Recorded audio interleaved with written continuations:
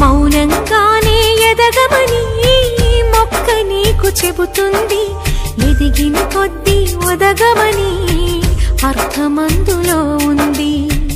అపజయాలు కలిగిన చోటే గెలుపు పిలుపు వినిపిస్తుంది, ఆకులన్నీ రాలిన చోటే కొత్త చిగురు కనిపిస్తుంది.